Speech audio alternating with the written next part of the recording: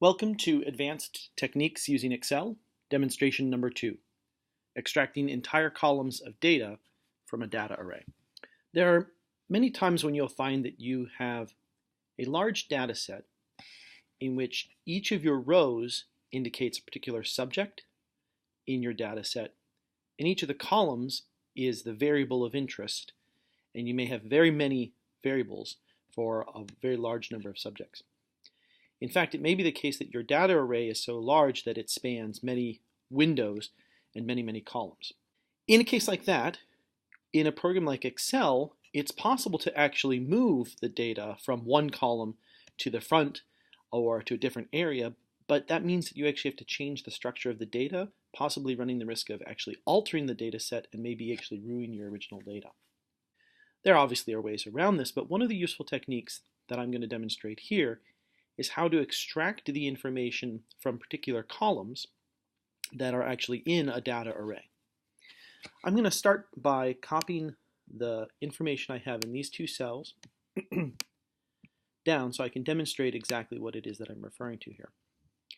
So if you notice, pre.ab is a particular variable in my data array, and I have my 7 subjects. If I were to change this to pre.xy, notice how it's updated the information in this column to extract the information in the corresponding column in the data set. So what I want to do now is actually walk through the formulas that are being used here. I'm going to show 2 different demonstrations. One using a function known as index, and the other using a function known as HLOOKUP. My preference is to use index, though some people would say it's a little more complicated, and so I'll demonstrate both, and I'll point out the awkwardness that I think is inherent in the HLOOKUP function. So let me go ahead and delete the data that's here so I can actually walk through the function that's actually present in this formula. Now I've accessed the cell so we can actually see the function. I'm going to briefly describe what each part of the function does for the index function. The index function starts by asking what array you're actually interested in looking at. In this case, I'm looking at the array in cells E4 to H10, which is highlighted in blue here. It then asks which row in that array are you interested in. And if you notice, I'm having it look to cell C4, where the column reference C is absolute. So it's looking to see what's in row 1 in this case. And then there's the next function is the match function, and I'm going to talk about what the match function does. But this third argument in the index function asks what the column is in the array that you're interested in. So index looks for an array, you tell it which row and which column you want, and it will return that row and column entry. So for example, in the first row, in the second column, which happens to be pre.xy, of this data array, which I'm actually going to highlight in light blue here, in our data array, the first row, second column is the value 18. So let me re-access this cell and now talk very briefly about what the match function is. I'm actually going to extract the match function here all the way up to the parenthesis immediately after the comma 0. And I'm going to paste that in the cell here, equals, paste. And what I can see is it's asking equals match, open parenthesis. J3 is asking what is in cell J3. If you notice, the 3 has been made absolute, the J is remaining relative. So if I were to copy this to a different column, it would always move with the column. But if I copy this to a different row, it will always go back up to row 3 to ask what value is in row 3. So match is asking, does pre.xy appear anywhere in the array E3 to H3, which happens to be the variable names for my data array. And this is asking, if it's in there, then tell me which of the positions it locates. In this case, pre.xy is the second of the values. Now, match type has been set to 0. So the third argument here, comma 0, says that I want an exact match. So for example, if I hit return, I notice that pre.xy is the second column. If I type post.ab, that gives me the third column. And if I type post.aa, it gives me an error because there is no exact match for AA. So this allows me to change the variable that I'm actually interested in, and it will update accordingly. So let me talk briefly about the second argument that I used in the index function. The second argument was the value in C4. Again, C, the column is an absolute reference, but the row is allowed to change. So if I copy this value, this formula down for my entire row, I notice that C4 changes to 5, 6, 7, 8, 9 accordingly. But it always remains accessing column C. And the reason why I'm doing this is because I've labeled my rows. If you notice, I have the index up here. This is referring to the values 1, 2, 3, 4, 5, 6, 7. I'm simply indicating what row is a focus for the way the values have lined up. Now, alternatively, there's a slightly more elegant way to do this, and I'm going to demonstrate that here using the row minus row approach. If I type equals row minus, and I use the first cell that I'm in my list, which happens to be C4, I'm going to fix that so it remains absolutely attached to row 4. If I do this, it's asking what's the row of the current cell minus the row of the cell C4. Well, obviously I'm pointing to the same cell, so it'll be 0.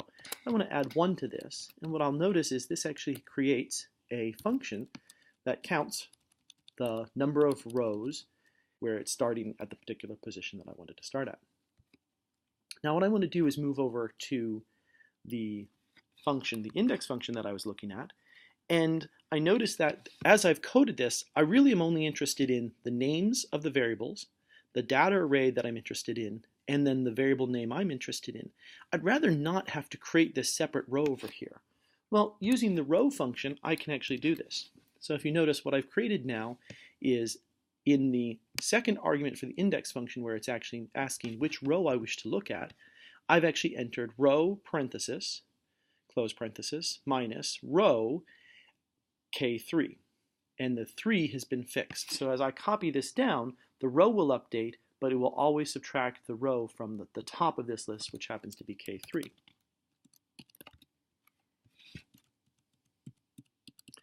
And now it appears that my function changes very little. And as I'm moving, I notice that I'm no longer referencing this index column. And if I were to delete this index column, well, it would actually mess up the first column that I've extracted here, but it would keep the second column fine. Now, the advantage to what I've entered in this part is that it doesn't actually require any reference to this separate column. Now I want to show the comparable extraction method using the HLOOKUP function. So again, let me walk through the HLOOKUP function. One of the things to note is, in this case, where I was only interested in the count of the number of rows in my actual data array, now I actually have to start counting my rows based on the first row being the variable labels, and the second row, which is actually the first of my data values, is now labeled number 2 all the way down to number 8. So notice HLOOKUP had to start counting one above. Now if I access this function, I see the HLOOKUP function asks first for the argument M3, which is the value that it's going to look up. It asks for the array E3 to H10. Notice that it's grabbed the data array, which I colored in blue, but it's also grabbed the variable labels directly above that. And what HLOOKUP is going to do with just this information is it's going to say, all right, which column in the first row of E3 to H10 matches with the information that we see in cell M3, which in this case is post.ab. The third information is which of the corresponding rows it wants to extract the appropriate information from. Now again, remember, the first row of the array that I've grabbed for the HLOOKUP function includes the variable name, so I actually have to start counting at 2 to get my first value. The last argument provided in the HLOOKUP function is comma false, which tells the HLOOKUP that it doesn't want to find the value closest to post AB when trying to get the match, but it actually wants an exact match. And that's important because if I copy this function down and I accidentally type post XZ, I want it to warn me that it's not actually bringing up the value post XZ because there is no post XZ. And again, changing pre.xy or any of the other values will extract the information from the data array without actually changing any of the information in the data array. Now, I'm going to use the same feature that I used in the column here, because in the column for post.xy with my index function, it's referencing the array and only the array and calculating the row position based on where it's actually located in this particular column. The first entry required a separate column where the rows were labeled. The entry for pre.xy, which is the initial example I've used for HLOOKUP, also requires a separate column. I would rather avoid having to create columns like this. So what I've done is the information is pretty much exactly as it was before. So we have HLOOKUP, where it tells us it wants to look in $3, which is the value in cell N3, where 3 is been absolutely fixed and n will be allowed to vary. So if I were to copy to a different column, it will go up to the third value of that column.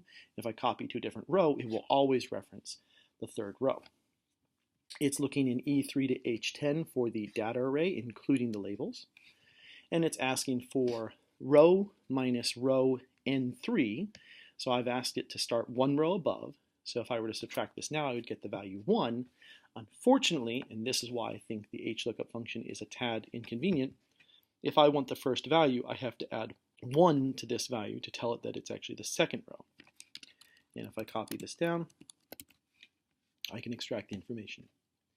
Now, again, to clarify, this is particularly useful if you have a very, very large data set, and maybe you have 50 responses on a pre-test and 50 responses on a post-test, and you want to extract that information quickly. So I can do pre-AB and post-AB, and I've extracted that information, and now I could ask perhaps what is the correlation between these two values, these two columns,